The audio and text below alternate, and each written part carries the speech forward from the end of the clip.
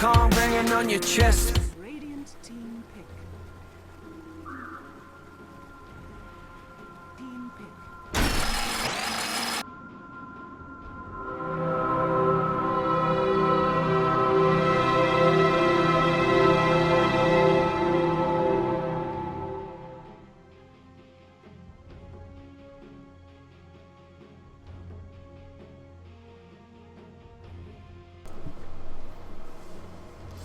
Hello and welcome, ladies and gentlemen, to Beyond the Summit presentation. We're bringing you guys a game for the WePlay.tv group stages. This is the second stage, so that these people can be eliminated if they do drop down to the third or fourth place in this four-man group stage. Right now we have a game between Kaipi and Team Dignitas. First game going the way of Kaipi very, very convincingly, with a Faces Void just knocking it out of the park and really, really farmed up and having the initiation to back it up. So really, really solid game from them. And of course, now going on into game two, this is a best of three series, and we'll have to see what Team Dignitas has to answer back with. Right now, draft opening up completely with an IO on the field. They banned out the Keeper Light and the Nyx themselves, but with the unorthodox bans of the Darkseer and the Gyrocopter, IO does slip through and had to answer back. Batrider and Magnus are both going to be picked up. But once again, just to let you guys know, I am Blaze, and I'm also here joined by my co-caster Skim. How's it going, man?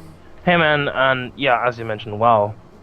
Finally a Wisp, haven't seen that in quite some time. People keep banning that, and yeah, but in return Kaipi get two signature heroes themselves, the Batrider, for Bone 7 of course, and Arises Magnus.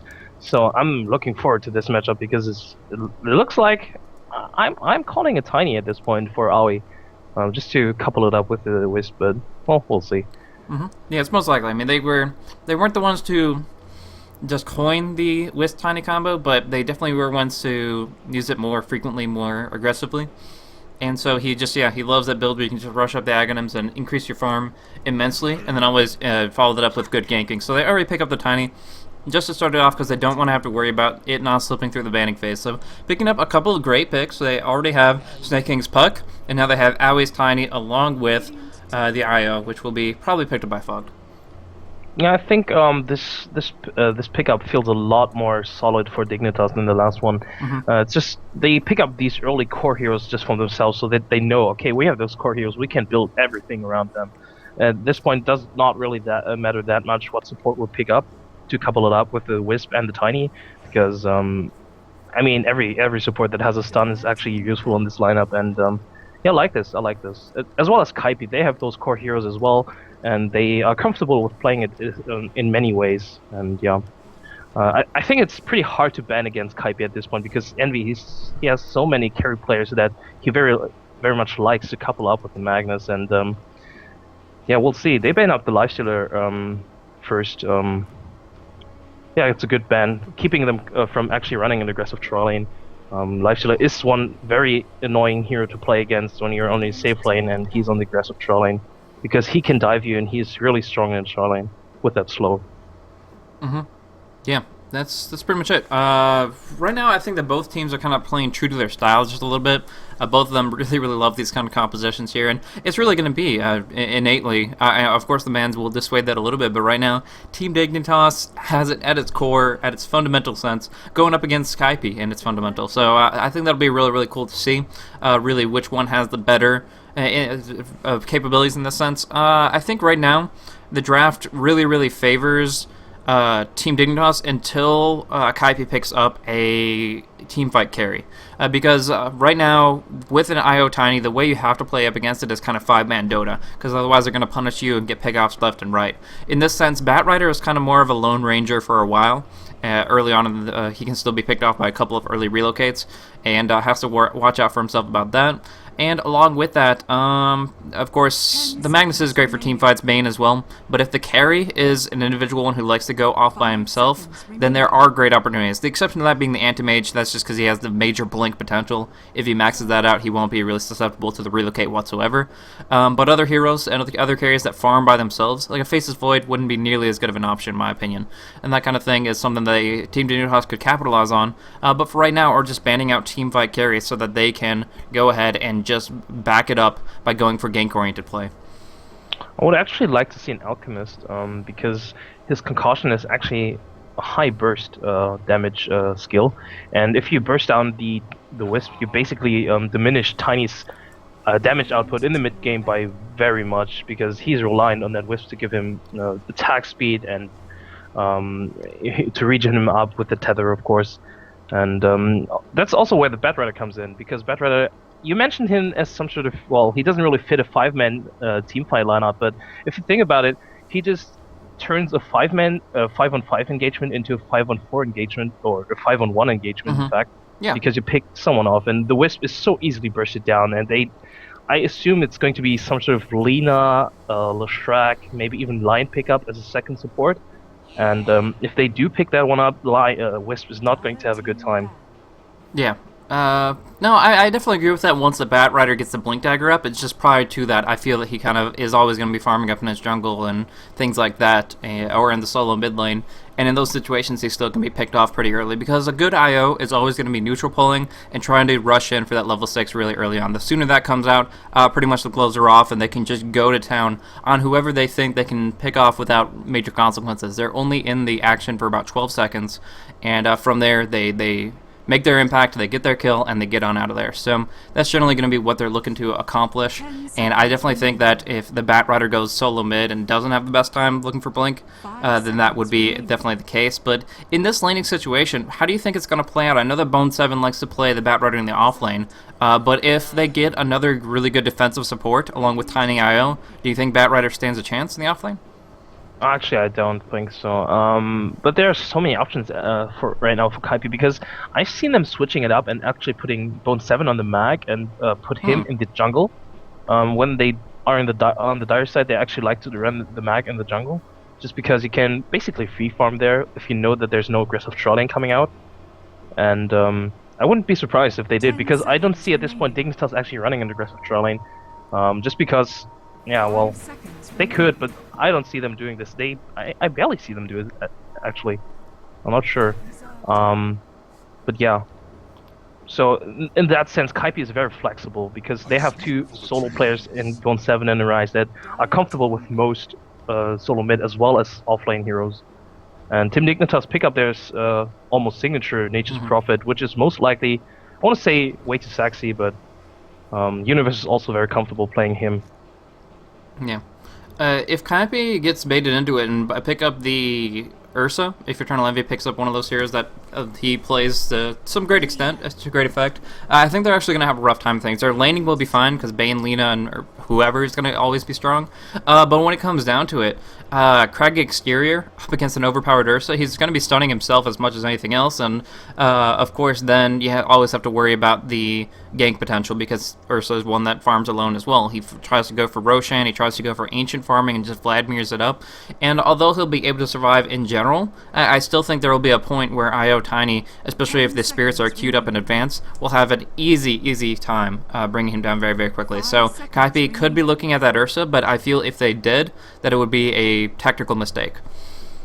Yeah, I totally agree. I don't see him fitting in this lineup anyway, just because I feel like they need a much more teamfight capable hero, as you mentioned earlier, and that's why I suggested the Alchemist. He provides a stun, and the acid spray is a very nice AoE minus armor spell to have, and yeah, but he's being banned out, and I can't really think of a hero. Oh, there's an Earthshaker pickup. I can't really think of a hero except for the Void that could actually contribute some sort of teamfight presence at this point. Maybe a Luna, but I have never seen Eternal Envy run that Luna so far. I would actually really like a Luna. That's my personal opinion. Obviously, everybody kind of has their own way of making it work, but I think a Luna would be a very, very powerful pick that has a lot of different windows of opportunity to burst really hardcore on a specific target and then kind of spread the love a little bit with the Moon's Blades bouncing on around.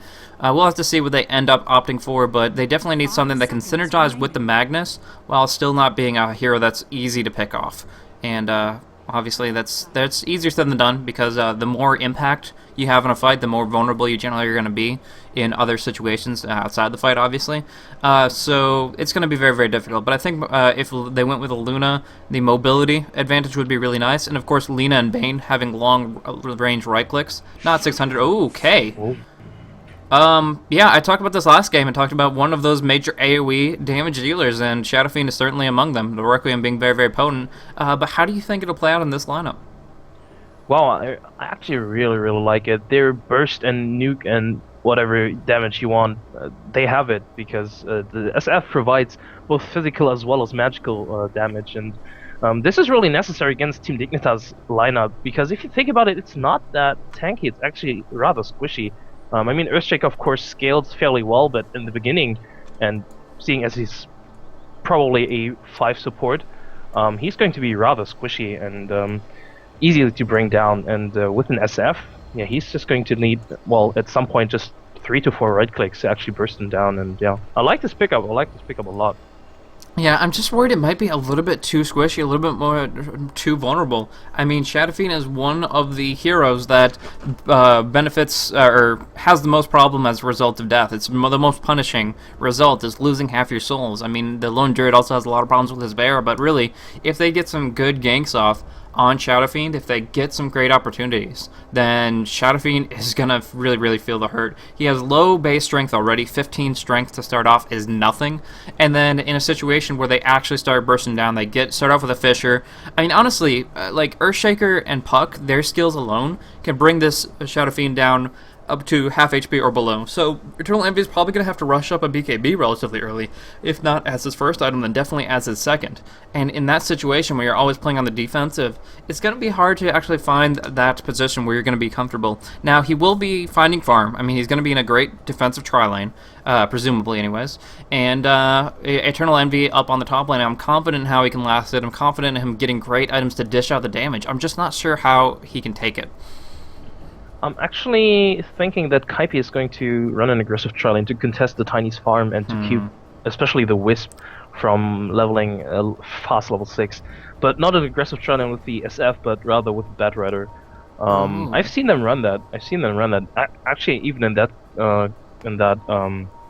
constellation with the Bane and the Lina. So they are definitely comfortable with playing that, and keeping an SF on the safe lane solo. That's definitely something they can run, and it's not that hard. And I guess they're expecting a Universe Nature's Prophet up top anyway, so SF will be able to handle himself. But that's just speculation at this point. Yeah. Exactly, speculation. They're kind of bringing down a restroom break real quick, so that'll be a little bit before we actually get on into it. But yeah, I would definitely expect Universe to head up top. As far as the Eternal Envy being as a solo, he could definitely outlast hit the Nature's Prophet, but then it would put a lot of pressure also on the tri-lane, aggressive tri-lane to, of course, get kills on the Tiny and put pressure out early. I think it's a good maneuver because IO is actually rather weak in the first 5 levels. He's not useless or anything. He definitely contributes. It's just not nearly as much as a very lane presence hero would. So if IO, of course, does go bottom and chose to go for neutral pulls, which are constantly messed up by Kaipi going aggressive, I could definitely see it being favorable for Kaipi, but of course, as with any aggressive tri-lane, you have to net the kills, you have to get some early advantage, and I'm curious to see if they'll be able to accomplish that. Right now, Lina's build-up specifically, Pylite is going very selflessly as a support, and so with only one set of tangos for himself, it'll be kind of difficult for them to sustain long-range harass. Fortunately, Earthshaker, not so much for providing that, as it costs a... Oh, they bought 2 Curious. That's why he was so low in gold. I was like, yeah, okay. That's exactly what I was looking at, the net worth value on the supports. But looks like we'll have a remake after all. Okay, I figured the admins would have actually put something in, their 2 cents in, but looks like both sides are fine with it. So we'll go on into it. Yeah. But did you see? Well, they're low on gold anyway because Kaipi does this thing where they upgrade their career. Yeah. And use that instead of a ward to actually counter the enemy pull spot to block it. Yeah, I mean, obviously it's a unit. It will take its place there and kind of prevent the spawn. That's definitely one cool way for it to work, but it only works for the first one, and they have to be careful about how it works out. Yeah, interesting. Yeah, they tried it in game 1 actually, but Way Too Sexy was already hitting on the career when he arrived, so they had to kind of stop. But maybe it will work next time, or this time around. Well, Dignitas had manners enough that it wasn't even an administrative call. It was just them saying, well, hey, we're fine with it, and we'll proceed on through. So we do have a quick remake through. We're in the lobby right now. We'll get on into the game with the identical draft. It's on all pick. But yeah, that's a little bit unorthodox. Pretty much what ended up happening. I mean, if you think about it, 2 regular couriers, that's 300 gold. Add in the 220 for flying. That's 520 gold that you've spent on just couriers, just the chicken. And that's seems to be a little bit much. I was talking about 2 branches and a tango up for the Lina. I mean, that is nothing to bring to a tri-lane. In a try versus try scenario, that is just, atrocious. And you're going to be bursted down very, very quickly. There's no way for you to rebound because tango takes a lot more time to bounce back than salves. So in that kind of situation, it can be brutal. And of course, in this case, Dignitas being good sports about it and allowing the remake to go on through. Definitely, that's, yeah. You can't really, those 150 gold, they're really important. And I think it was Merlin who said, if you're going to try and the most crucial item you want to get there is a magic stick, and yeah, 150, that's almost a magic stick. So that's definitely something you don't want to pass on, even if you can devote a courier just for bottle currying. So, in this position here, who do you think has the advantage in the tri-lane versus tri-lane scenario? They looked like that's what they were opting for, so let's talk about that a little bit. We have a Bane, a Lina, and a Batrider going up against a Tiny, an Earthshaker, and a Wisp. In that situation, with pull is blocked and with pull is not blocked, which team do you think has a favorable side? I think it's actually Kaipi's game to take because they have so much more burst damage, whereas I mean, of course, you have on Dignitas side that combo with the Toss and Tether stun and Avalanche and Earthshaker stun, but overall, the heroes don't have that big of a mana pool, and their mana regen is quite, well, their natural mana regen is quite slow or low, whereas Kaipi, they have 2 int heroes that actually regenerate very well and have rather high mana pool, so they can put out a lot more burst damage without even having to dip into those clarities. So I actually favored them, but overall it's just about execution, and Earthshake is a very, very good defensive tri-lane hero, or defensive support hero, with that Fisher, of course, blocking the way. And I guess it's just about, yeah, as I mentioned, execution and how they're actually going to approach it. Yeah, so...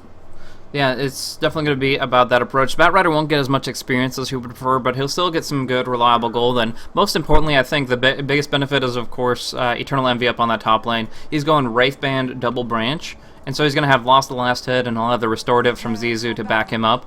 In this position here, they're already in a great position where Eternal Envy will be able to last hit against the Prophet. And Way2 actually heading up top. Do you think they're making a change of their course of action? I'm not sure about this Earthshaker.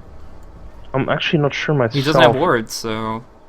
it might be that he's actually soloing against Envy. That would be just so to soak weird. up XP and put the Nature's Prophet in the jungle. It would actually be a better laning if you think about it, But because what about that's bottom? one more hero.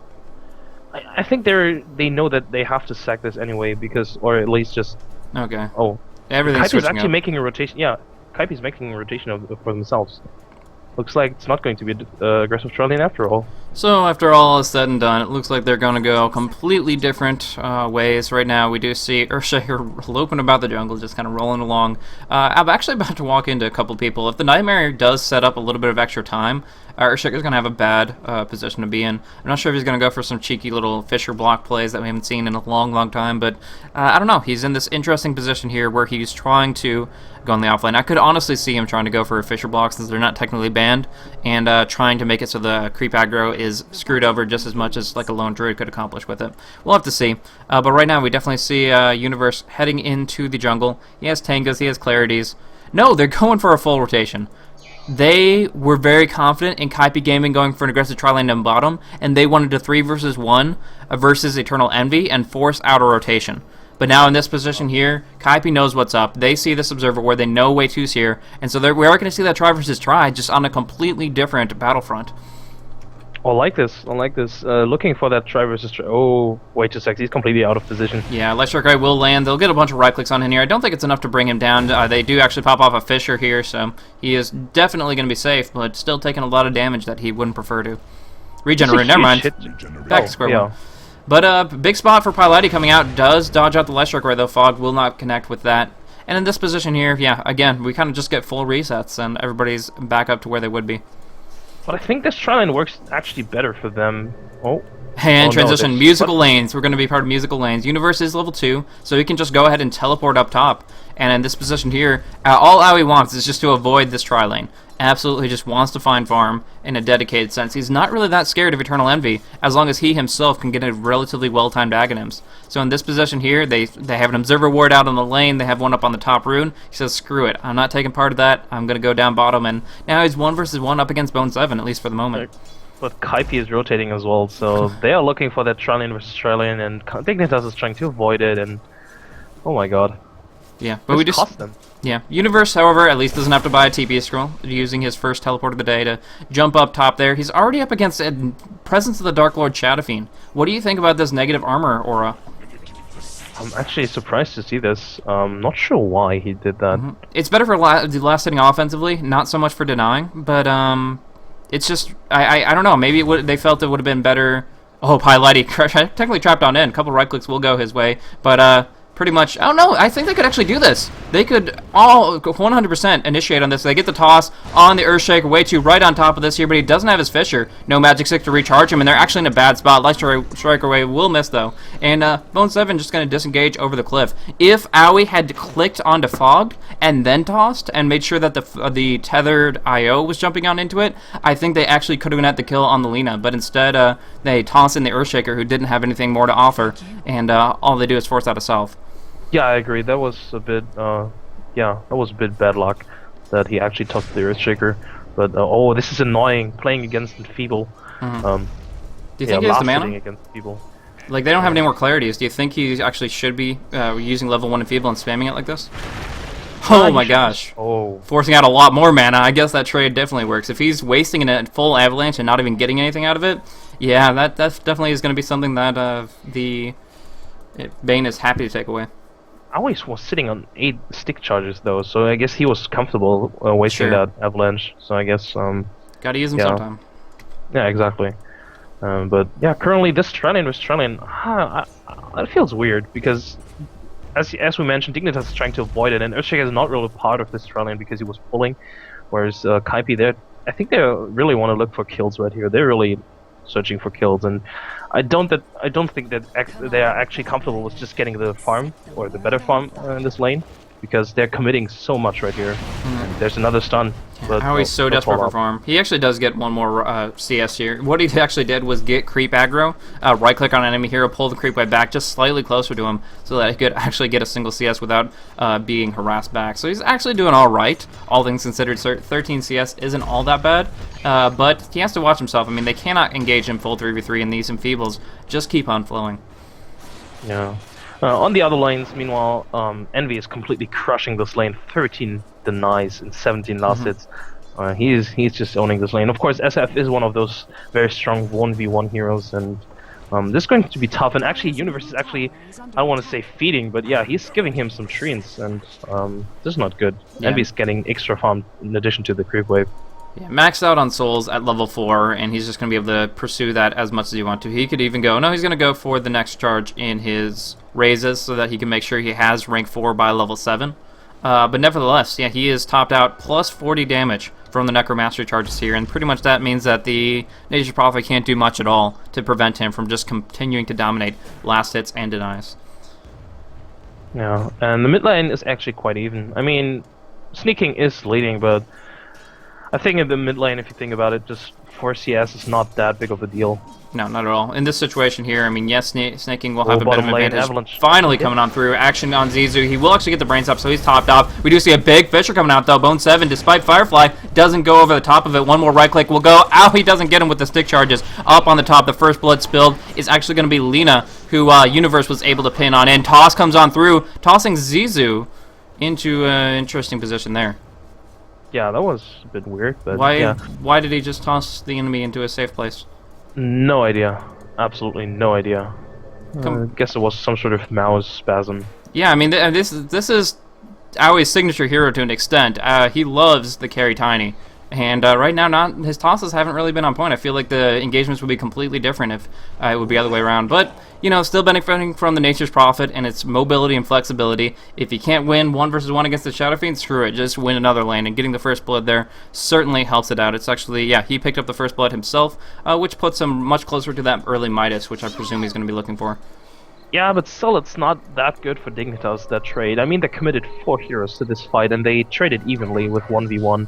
And they almost didn't even get the Lina. I mean, Lina's popped, I think, 10 stick charges, and he regenerated so much, and they committed. They had to dive the tower even, or at least stay at the tower. And yeah. In the meantime, Envy is still free farming, and XP graph and gold graph. Oh, I mean, it's just 400 XP. That's basically nothing, but still, just goes to show that Kaipi is benefiting from this, position. Yep, so right now, Aoi has 1,000 gold that will allow him to get one big item if he so chooses. We're going to go in, tossing on in the IO. This is what they're looking for, but the Flame Break pulls him back. The Avalanche does connect, though. Here comes the Nature Prophet jumping it in. Beautiful Fisher block, and that's going to be another kill for them. They did rotate Snaking, though. They have the Dream Coil. They were looking for a second kill. They knew they had one guaranteed, but they dropped in. The fact that they dropped in Snaking shows that they really, really wanted to get 2 or 3, and, of course, that is, yet again, a 5-man Dota commitment this early on. Yeah, but I think that was a huge mistake. Sneaking TP'd in very aggressively, and Kaipi saw that, so they immediately retreated. And if he had just come in, wait for it. No. He's coming in from the west. This could be really big. They go on in, way too sexy, right up front. There goes that Dream Coil into Zizu. The silence as well. He can't even brain sap. He's just gonna get bursted here, and that's just perfect for them. He does miss out the Fisher. Way too taking a lot of damage. They clean up the IO. They clean up way too as well. Eternal Envy inside this here. The toss comes out though. Bone 7 dropping down will be finished off, and Eternal Envy has not much ground left to stand on. Magnus picks up the Nature's Prophet. Are they going to be able to bring down Envy is the question, and oh no, the last right click didn't come. Snaking instead getting stunned under tower and bursted immediately. Aoi, too greedy, too desperate. Nighttime, man, you can't get that toss, and instead, Eternal Envy, out of all of that, walks away with less than 15 HP at first. This was effectively a team wipe. All of Dignitas died. Yeah. All of Dignitas died, and Arise coming in, getting a solo kill on Universe. Universe. Very clutch for him as well. Puts him right up front. I mean, he has Arcane Boots up already, sitting on another 800 gold. So his blink dagger is going to be soon. Going to be there very soon. Whereas Sneaking, he's far off. Yeah. You hate to see it, but it really feels like Dignitas is slipping in this one. Like, they were just so desperate to make something happen there. I like the movement from Snaking, but only hitting on Zizu, they really didn't have that much ground to stand on. And the rotation from Kaipi, such great movement. And we do see, no, I was going to say some pressure coming on out. I mean, Eternal Envy's taking a lot of hits, but turning that around, the Fisher, the Orb, he's going to be able to dodge out the Orb, and from there he can actually bottle up and turn around a little bit, get a couple raises off, and pretty much make this threat non-existent. But no, he gets caught in the Fiend's Grip, the ultimate up Puck. He gets caught in that coil, and now they could actually burst him. I'm not sure why they didn't orb him, but instead they just walk away. They want to keep the Puck alive comparatively. Universe trying to get off with the TP, but the too much damage from Arise and from the Lina says otherwise. Pilotti helping to clean it up for the killing spree on Arise. And I gotta say, the damage on Shadow Fiend, he doesn't have a magic wand. I guess they didn't check that, but since Eternal Envy doesn't have a wand, they easily could have killed him if they just orbed him instead. Yeah, I'm not sure either, but overall, as you mentioned, this once again felt a bit desperate. I mean, the attempt to just dive the tower, but then immediately 3 TP supports coming in from Kaipi. They've been on the mark with those in all of those fights, actually. In the last game as well, TPing everywhere, just fighting as 5, not wanting to take that disadvantage. And yeah, this is a huge setback for Kaipi, for Dignitas, losing Universe right there. He was close to his Midas. Yeah. So yeah, losing a lot of gold out of that kind of aggression, and they just really, really want to get a foothold in this early game. But right now, down with only 4 kills to their name, 7 to that of Kaipi. Their rotations are on point, and Tiny, all he has to work with right now is a magic stick and treads. He is so far behind compared to his normal Aghanim Scepter timing. Sometimes he doesn't even have to go for upgraded tier 2 boots before he picks up that Aghanims, but in this case, no chance in the world. He is so gradual. He does get some harassment onto Zizu, but in the end, it doesn't matter too much at all. Their team fight is going to be extremely limited until they get Puck's Blink, because right now they're finding a single Dream Coil occasionally. They're getting some good waning rifts, which actually, I want to note that Snaking's actually maxed that out. He feels the silence is that relevant that he's going to be using that, even though technically it has less range. Actually, I have to go back and backtrack a little bit, and one of the criticisms I had for snaking, I have to completely negate. I was talking about how he didn't orb onto Shadow Fiend because he was like 1 orb and 1 right click from death, but that's assuming a rank 4 orb. The skill build for snaking, he maxed out that Waning Rift, and as such, yeah, he should have just gone for the Jaunt away, and so I do have to negate that sentiment because I didn't realize he went for such an unorthodox build. Yeah, I just realized it myself, and that's really, yeah, that's surprising. But I guess that it makes sense if you look at Kaipi's lineup. They have 4 heroes with very good spells to lock enemy heroes down, and if you just delay those lockdowns for at least, well, effectively 3 seconds, now that he maxed it out, he can save his team in team fights, or he can actually, yeah, he can enable his team to actually take those team fights because, well, Dignitas, they only have the Tiny and the Earthshaker for reliable stuns. So yeah, no, far. it's a good skill build in this situation, and so he's been playing it pretty much exactly how he needs to, but they are just still scrambling, still having a lot of issues with the fact that it's a 64 CS Shadow Fiend, and now Magnus just picked up his Blink. Arai is going to be looking to guess up on the top rune, and not really much that Way 2 can do about it. So, in this position, I really feel like Kaipi can just start going 5-man. The IO is still level 5, so there's been no relocates, and as such, everybody's been farming pretty much happily and healthily. I mean, even Bone 7 is only about 500 gold away from that Blink Dagger himself. Yeah, and I think that's going to be a crucial moment for Kaipi. As soon as Bone 7 picks up that Blink Dagger, I think they're going to move as 5 and starting to taking down towers. Because, as you mentioned, there's nothing that Dignitas can actually do about it, because there's so much potential from Kaipi coming with those Blink Daggers and, yeah, those crucial ultimates, and yeah.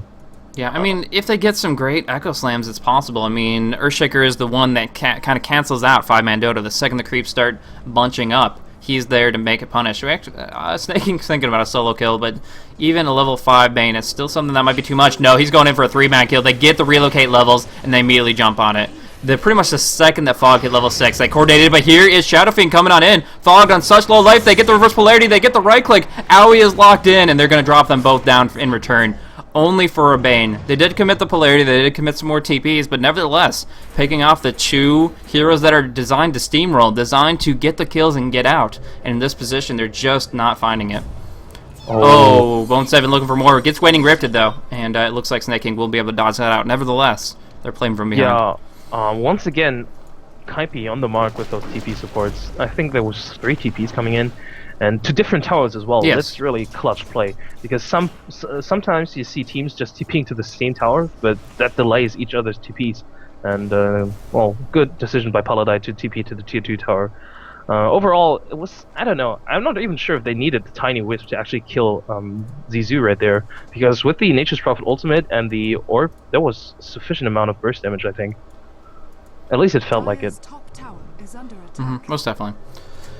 So, coming on up, right now in this position, what do you feel Dignitas needs to do to get back in the game? I mean, even their best Not relocate they could go right for, now. actually, yeah, we see the lasso coming on through, and Snake King will pop off that phase shift, but the Jaunt, no, the Fiend's Grip is going to lock him in. It could have technically been enough, but in that situation, just not whatsoever. Very painful. And as I was going to ask, now that there's 2 blinks up, and Kaipi are going to just put out the pressure non-stop, what do you think Dignitas can really accomplish?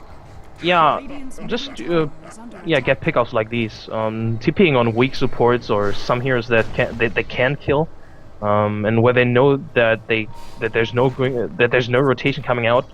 They need, of course, with those heroes, they need aggressive wards. With the Wisp, you really need aggressive wards, and Universe might actually go down. Yeah, he definitely will. The Flame Break was pretty much perfect. Bone 7 maxed that out before the Firefly, and we can see why. In that position, just knocking him back, getting it perfectly on point in the first place, and then, of course, getting the most damage possible out of it. Owie in a bad spot, has to walk right on through the Requiem, takes a TP, but here comes the skewer. The RP actually is what connects, and in the end, they get yet another kill on Owie 2000's Tiny.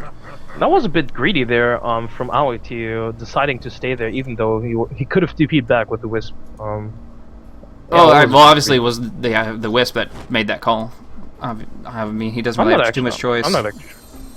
I'm not actually sure. I mean, I guess he said he told him just to disjoint the tether. I'm not sure. I guess that's some sort of communication problem. But overall, Tiny should not have stayed there. Was a bit greedy. But overall, as I was saying, Dignitas really need aggressive wards or wards overall because they have no vision yeah. whatsoever. And with heroes such as Wisp, even with a Puck, you really want the clutch vision. Smoked up Batrider with Firefly active, has all the vision in the world, and is giving none to the opposition. Just pretty much you cannot see this guy coming. He's going to be able to go out wherever he wants to. We do see also a smoked up Way 2 looking to set up a relocate. A single Fisher automatically sets up a relocate guaranteed, and Eternal Envy is the fish that they want to catch. They're going to go in on him, but he does have a Shadow Blade, immediately pops it off, and Way 2 has to turn tail and run. He will pop off the Fisher, has to go for a TP scroll right this second, and even then it may be too late. A Magnus with that blink, with that skewer coming on in, but here's Bone 7 Flame Break, and yeah, it's already too late. That kind of position. They are just really grasping at straws, and it's just falling apart. Their house of cards is collapsing, and honestly, it's just getting worse and worse by them every single time they try to make something happen. Yeah. This once again, he walked in blindly into the enemy jungle, and no one was showing on the map. He should have known that someone had to be there because the top lane was pushing in, nobody was farming that one. Bot lane was actually in their favor, was also pushed in, so nobody was farming that one. So basically, all of them had to be in their own jungle, or at least somewhere in the near vicinity. And yeah, this is not a good play by Way Too Sexy right there. I think he was also a bit too overconfident in actually picking someone off. And now that Envy has the Shadow Blade, they really need. They also need Invis Attactionless, which hurts their supports because they don't have any farm as it is already. And there's smoke coming in. Yeah, it's just a support tax, but we do see finally the initiation. Here it is on Aoi, locking him in with that Flame Break. And, you know, when you have a smoked up Batrider with this kind of vision, I mean, he has full clear vision. It's kind of bugged out right now in Dota 2, but it's ridiculous daytime clear vision. And Blink Dagger will just set it up where he can pretty much go where he needs to. Now they're going to be able to bring down this tower quickly, probably just by creep skipping, to be honest. But we are seeing at least some pressure coming out. Universe answering back with some damage on the tier 1 there. So these trees should be able to bring it down in time, especially with the siege to back it up. But they're looking for kills. They're looking for more opportunities. And Pylite crossing paths with the puck, but he will be able to jaunt on through. So the tier 1 for absolutely nothing is what it looks like it's going to be. Actually, with a deny, no less. Oh, they might actually not. Kaipi might. Oh, clutch blink, the clutch TP, sneaking, dropping the ultimate for that one. Did not get the stun out just in time. This hurts them because currently sneaking is their whole team fight or their whole team fight initiation with that ultimate, and they can't take team fights during the next minute. With that one down. So it was one deny for one deny, but the Nietzsche Prophet did take that top tower, so they do get a gold swing back in their favor just a little bit here, and Aoi's picked up his farm a bit. He's jumping up to 89 CS, and we also noticed that Shadow Fiend has been roaming around so much looking for kills with his Shadow Blade that he's actually not found any more farm. He's pretty much stopped. Since his Shadow Blade, he's only been generating gold through just the time, the gold per second, because he's been really, really trying to make it use of this one big item. That's true, and actually, this is something that surprised me because Kaipi's yeah, now he sees him, so it's like it's not going to even be impactful. Yeah. I like the use of spirits here just to detect. If the spirit collides with an invisible target, you still know that he's there. Yeah, but does not spot him out. Yeah, as I was saying, this is something unusual for Kaipi. Usually they really make use of all their lanes, farming them with as many heroes as they can, but in the past minutes, they've actually, as you mentioned, been searching for ganks, searching for kills, and being a bit, I don't want to say passive, but, passive farming, in terms of farming. But they do have the wards to actually back that up now. They placed a very deep ward into the enemy jungle. They can actually spot out the universe right there. If you look at Dignitas' items, you can see where their mind is at right now. They're not worried about enemies' wards. They're not worrying about sentry detection. They just really want to murder Envy hardcore. They have 3 dust, 1 on each of their supportive heroes. Universe can always jump on and teleport right on top of them and drop off that dust, but really, they do not want this Shadow Blade to go unresponded to. We do see an attempt for initiation, but just not close enough, unfortunately, for him. Looks the Universe is going to be able to walk out. He does have a Shadow Blade of his own, but yeah, they really, really want to bring down Envy. They want him to be the first and primary target for every single one of their fights, and they don't want the invisibility of Shadow Blade to mean invulnerability. They want to be able to bring him down, whether or not he is using that. Yeah, and this is the window of opportunity where they can actually make something happen, or actually make him pay for being so greedy and actually going for that Shadow Blade, because we mentioned it during the draft, or during the pause, that he's really squishy. SF is a naturally squishy hero, and he actually needs a BKB to to make up for that, but going for that Shadow Blade early on really hurts him. And if they sneaking, should be careful.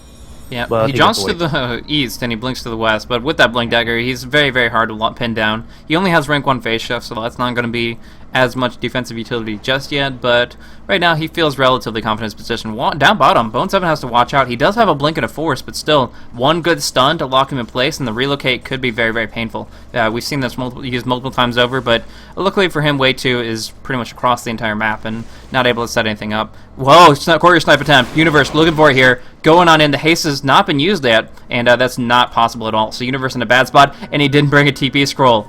10 seconds, he's sitting here, and they're not going to give him that time. Universe sacrifices himself for absolutely nothing. He drops down, relocate gank up top with Fiend's Grip, log him down. No, they toss the tether in, so they interrupt it and go on Envy. He doesn't even get his ultimate off. Tries to Shadow Blade away. No, Dust keeps him in place. So they did lose Puck, they did lose Nature's Prophet, but they got a couple of kills on the board, and I gotta say, I think they're perfectly fine with that trade. Yeah, I think so too. Getting Envy and getting that kill on Aoi, in fact, even more. Oh no, he got the kill on Bane, but still, getting Aoi on the map right there and pulling Envy away, that's really crucial for them. And but still, what was Universe doing right there? He really wanted that courier, man. This is what it's. Yeah. This is pretty much. That's the epitome of what this game has been about. It's, we really, really want money. Please, please just hand us money. So, found his opportunity, saw flying courier, thought it would have been, as it commonly is, hasted to the battlefield, and as such would have been a sluggish little thing heading back up. But mistimed it a little bit and definitely didn't get his opportunity. Check the gold graph. I'm not sure you would expect that. Well, I was talking about this. Eternal Envy hasn't been farming anything. He's gotten like a dozen CS in the past several minutes. It's been ridiculous. He's picked up like one item since his Shadow Blade has been acquired. He's sitting on 1600, but he really hasn't been farming the CS in favor of Tiny, in favor of Nature's Prophet. And it's because Eternal Envy turned from farm, max out my souls, do the damage, to, no, I'm going to just go and try to kill people. And obviously that hasn't really panned out. Well, his net worth is still sure. I'm not saying that he's been directly contested yet, but he could be even better. Like, he was completely destroying everybody. He was by far the highest, and now he's just barely holding that title. Yeah, I totally agree. He's been really... He should have not just looking for gangs the whole time. He was also desperately looking for kills. I'm not sure why. Avalanche? No, too late. I guess they're going to go for a push up top. No, Universe cancels. They're going to look to counter push it down on bottom. But with the Lina having TP back to base, this is technically could be a 5v4. Actually, they're going to put pressure up top. So I guess that would be a moot point to ask whether or not you think they could take it. They're just going to trade tier 2 for tier 2. Fortify popped off from the Dire. Radiant still have theirs available. So we'll see if Dignitas wants to commit theirs here. I think this is the right decision because they don't have the vision to actually fight at this tower. Because Bone 7, he was already lying in. He could have easily picked one off and, with those initiations, with the Force Staff and a Blink, he can initiate from very long range. So this was definitely the best decision to just trade towers and, just retreat. Okay. I mean, that's definitely going to give them a little bit more map control. They finally have some wards up, one observer ward over here in the jungle, and now they actually do have some on their own ancients as well. Well, I have had that for a little while, but nevertheless. Looking for initiation potential. One thing is, well, actually, Bone 7 coming on in, looking for an opportunity. Snaking instead gets caught up by the coil, but Snaking's pretty much by himself. Here comes that relocate to change that fact. Burst comes on through. They get the stun, they get the silence. They drop down Bone 7. The gem is sitting inside the flames. I'm sure they know about that, but there's a gigantic reverse polarity coming on through, but they don't get the skewer. He gets tossed right up into the action, and the skewer completely whiffs. But relocate back on in. Aoi and Fogged looking to finish this off. I don't know if they can, though.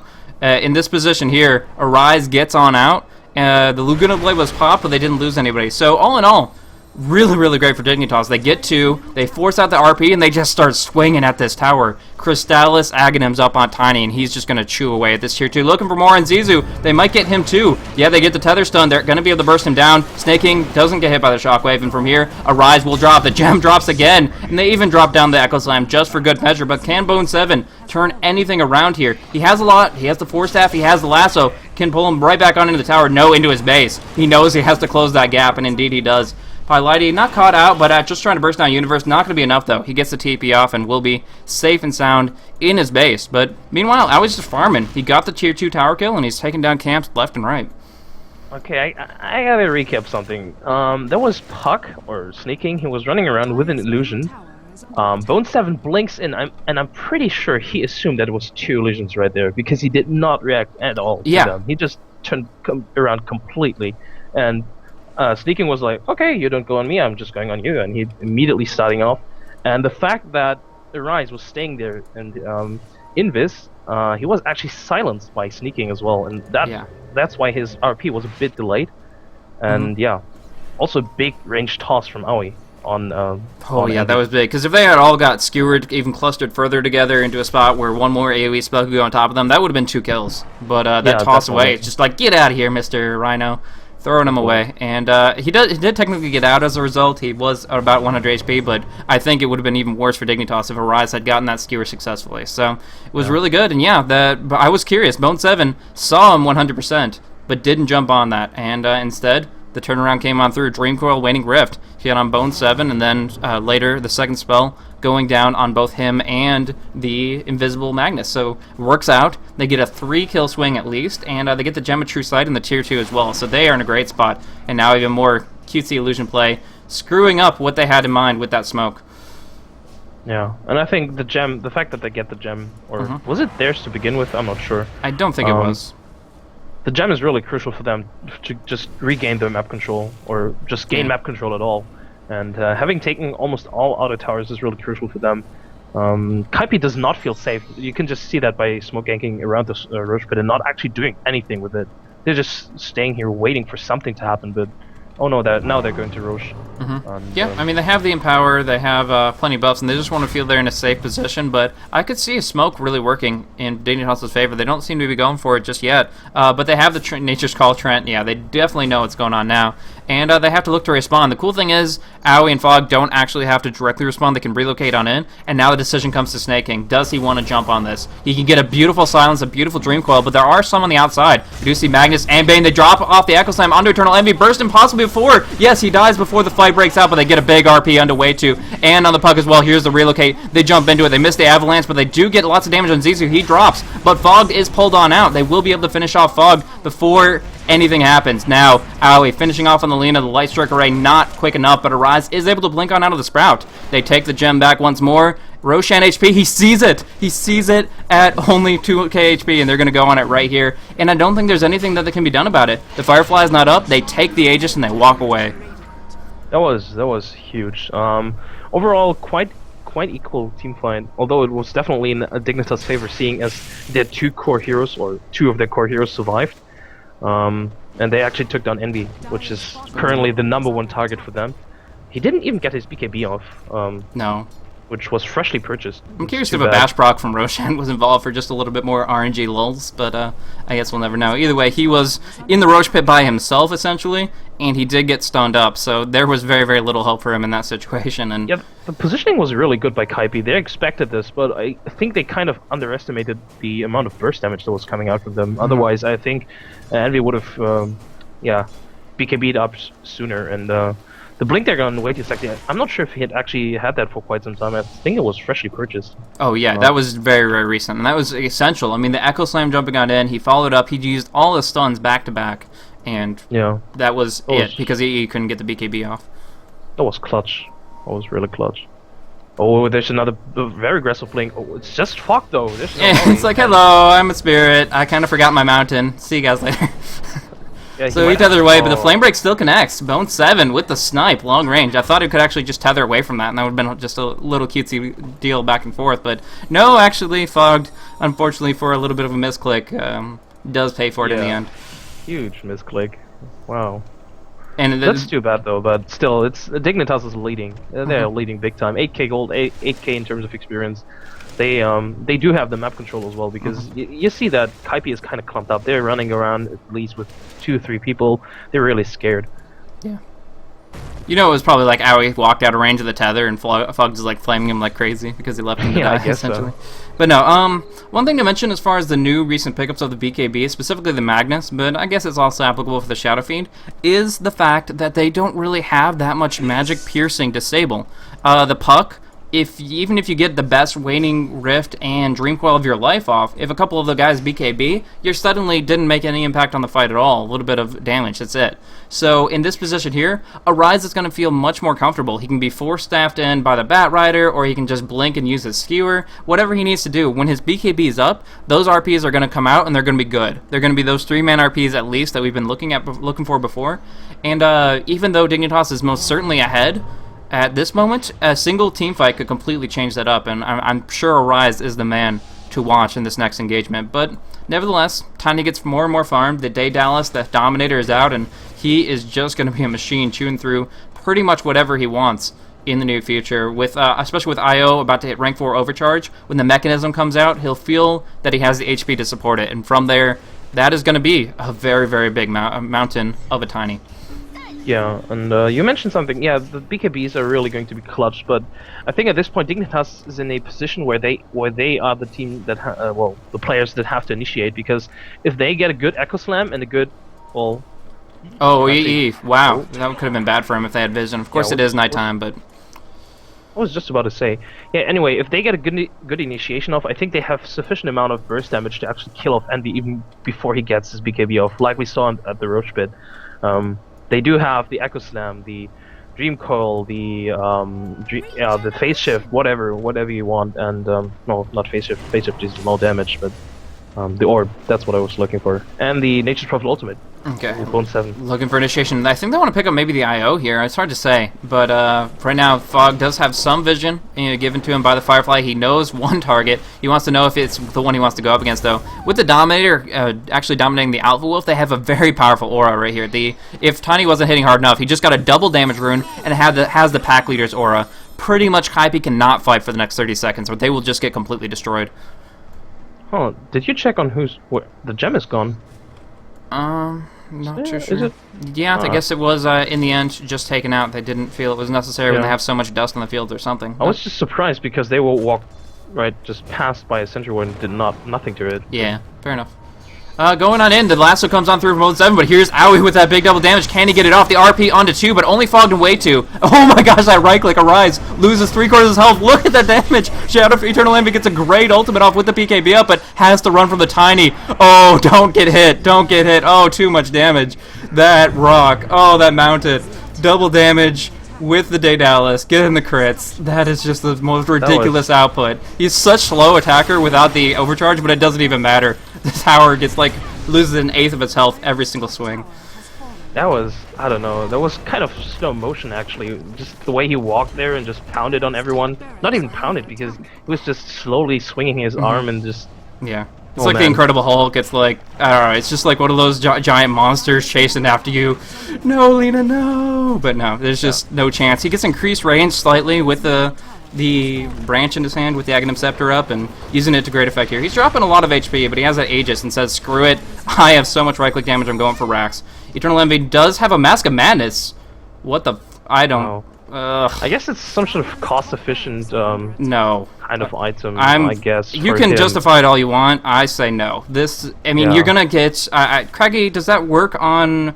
ranged enemy attackers? No, it doesn't. Okay, just making sure on that. I was pretty sure, but I wanted to make sure. But unless he walks into range, it is some sort of range-based skill. If you just if you check it, it has a small area of effect. So if you're in that range, you get hit by Craigie's here, even if you're a ranged hero. Even so, I would much prefer like a Dominator to build into a Scotty Satanic for late game carry potential. I don't know. I mean, I understand they need damage, and it certainly is an efficient damage source, but holy crap. I mean, if Tiny wasn't hitting hard enough, getting 30% damage amplification received, sure you won't get stunned. Sure you won't take magic damage nukes. You'll just get cleaved down in 2 hits. Yeah, I totally agree, and he now has a Satanic as well. That's just disgusting. But Tiny? Tiny, yeah. Wow. Why don't you think he's going for Hyperstone? Coming from, really. Why wouldn't he go for a Hyperstone item, do you think, here? I'm really not sure, because the attack speed would be so much better. He could just, as I mentioned, just pound on them, and Kaipi would have nothing to do against that. And Eternal Envy, actually, as you mentioned, the Desolator would be much needed. If you look at it, the Tiny, he's stacked on armor as well. 15 armor. Wait, so Desolator for Eternal Envy. Okay, sorry, I missed the transition there. For Envy, sorry for that. Yeah, no, you're good. Anyways, that's 3 racks down for Kaipi Gaming. They're kind of on the edge, and right now Roche won't be respawning for about 2.5 minutes. So right now in this position, obviously they're just trying to turtle up, but right now the lane is pushed down on bottom. Do you think they should try to force issues on racks, or they should just try to make sure that they don't lose any ground until the next respawn and just try to take the Roche fight? Kaipi just really can at this point only turtle. They should not give them any space because, as you just, well, maybe you saw that because when they were on the bottom lane. Close. This is actually really bad for Puck. Getting caught out. There's going to be the damage coming out. Eternal Envy pops out that Mask of Madness. But nothing more to say about that. Just a good pick off on snaking. There's a gem on the ground now. Anyway, when Kaipi was pushing out the bottom lane, there was just Universe TPing into the top lane, and I think he took the range Rex. I'm not even sure if that was. Anyway, he was just taking down some buildings. Yeah, Universe got that. Yeah, Universe. So they cannot give them any space to actually TP in and backdoor at some. Because with the Wisp, of course, they can always TP in, and with Tiny, he takes towers just in seconds. BKB up on Nature's Prophet, so he's going to be in a pretty good spot to deal with anything but the Reverse Polarity Lasso and Eternal Envy's right click. Actually, I gotta say the BKB feels kind of shitty on the Prophet. Like, it's the same situation as last time. You're up against a Bane and a Magnus. Oh my gosh, backdoor protection. Who cares about that? Walk up, 3 right clicks, done. Yeah. Oh wait, that's another double damager, and I was wondering. I know he has so much damage to buildings because of Aghanims, but he just finds another rune. That is what, 750 damage? What the hell? Really lucky with those runes, gotta say. Oh my gosh, the damage. This is just 2 swings. He can just bring this down so quickly. We do see another Lasso coming on through. Big Echo Slam going across, but the RP locks Aoi in place. Will the Satanic do its work? Does he even get the opportunity? No, he drops down. He pops it off, but doesn't get a swing. Instead, Fog drops as well, losing the gem. Universe doing some right clicks to Envy. He's taking amplified damage, but a nice light strike array from Pylite. He keeps him up. No. There's going to be a buyback relocate from both of them. They both bought back. They're both in the fray, and they're both ready to rumble here. No double damage rune, but fuck it. Just take the tower, take the racks, and call it here. Oh, too much. Just too much. Easily GG. Yeah, there it is. It's called. Now we have the Battle of the Carries. Who will win? The Mask of Madness Shadow Fiend with that movement speed advantage, or is it just going to be the giant monster of Tiny wailing down on these racks? There's the stun. There's the lockdown. I don't even think Toss is time efficient anymore, but look at those swings. Wow. Just no. That's ridiculous amount of damage coming out there from Tiny. That's just...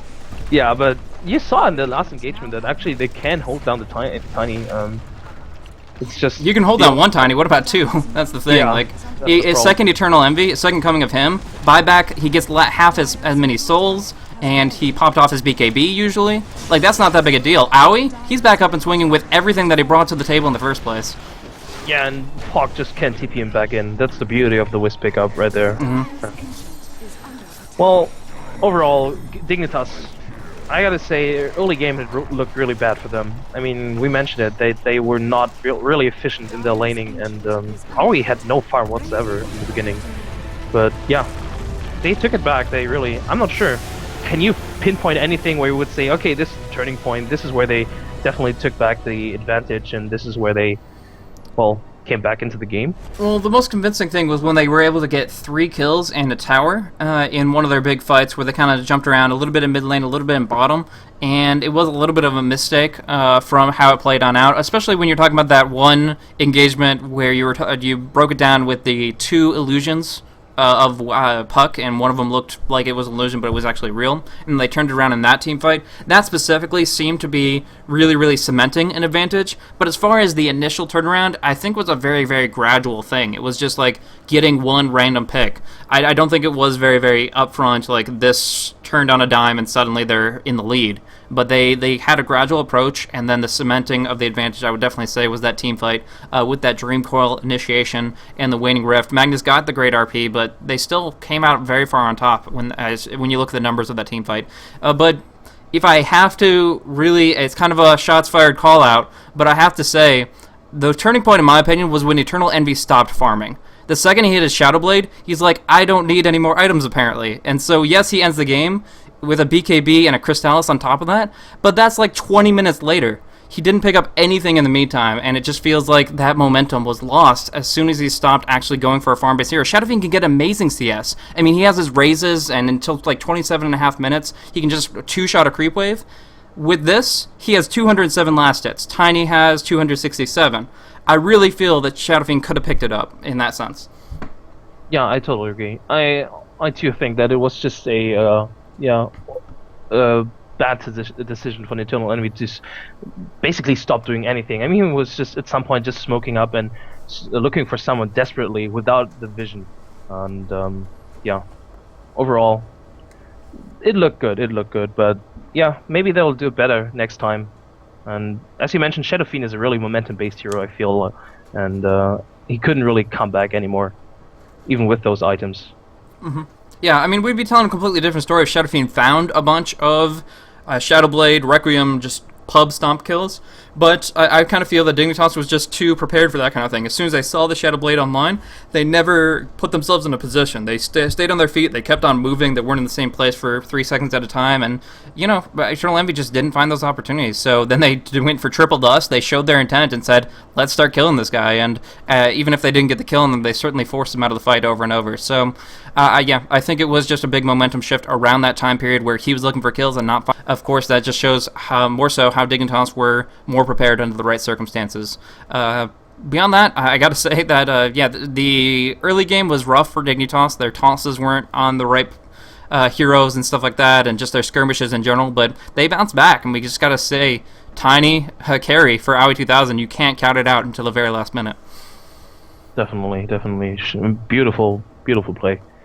Alright then. So that was Game 2, but as it is going to be a 1-to-1 for points here, we're going to be looking into Game 3 to see who's going to be able to close out this match here. So Dignitas versus Kaipi Gaming. Game 3 will be coming on up. This is part of the WePlay.tv Group Stages number 2, Group C. And whoever takes this match will be going on into the winner's bracket against whoever won between Q-Pads and Empire. And Q-Pandas and Empire, and yeah, the other one will, of course, be going down to the losers. Either way, thank you guys so much for tuning in. This has been Blaze and Skim, and we'll be going on into Game 3 in just a minute.